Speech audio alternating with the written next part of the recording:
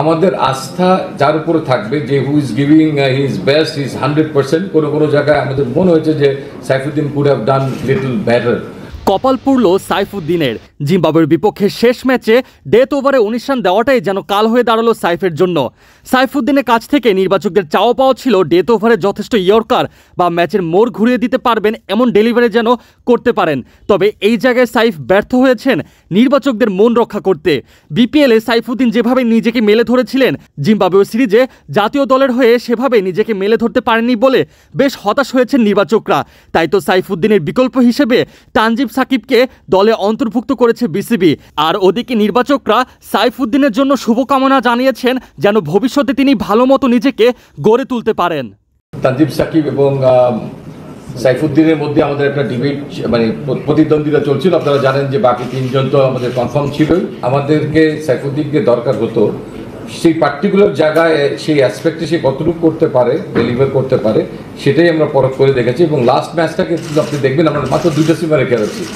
2টা সিমারে খেলার আরেকটা উদ্দেশ্য ছিল যে ওই ম্যাচে তাকে 4 ওভার পুরোপুরি বল করতে হবে। তো সেই জায়গাতে 4 ওভার বল করা, সেখানে 1-2 ওভার খারাপ হয়ে গেলে ইট ম্যাটার্স এ লট, বাট এটা খারাপ হতেই পারে। তো at the end of the day আমাদের আস্থা যার উপরে থাকবে যে who is giving his best is 100%। কোনো কোনো জায়গায় আমাদের মনে হয়েছে যে Saifuddin could have done little better. তার শর্ট পিচ বলগুলো আমাদের ভালো লাগেনি, মাথার উপর দিয়ে গেছে, কিছু কিছু শর্ট পিচ বল পায়ের সামনে পড়েছে। সো আমি একটা জাতীয় দলের খেলোয়াড়কে কেন বাদ দিয়েছি এত এলাবোরেটলি বলতে চাই না। He is our national player. I think you should have some confidence on us. এবং আমি বলতে চাই যে আস্থার জায়গাটাতে আমরা তাকে মিস করেছি। আমরা সাকিবকে এগিয়ে রেখেছি সেই জায়গাটাতে। তো definitely you will work hard. ভবিষ্যতে নিশ্চয়ই ভালো করলে আবার সুযোগ থাকবে। আর আপনার যে সেকেন্ড যে প্রশ্নটা ছিল, আসলে আমরা আগের থেকে জানতাম না যে আমাদের দুজন যে এটা অনুমোদন আসবে ক্রিকেট বোর্ড থেকে যে ট্রাভেল করার জন্য।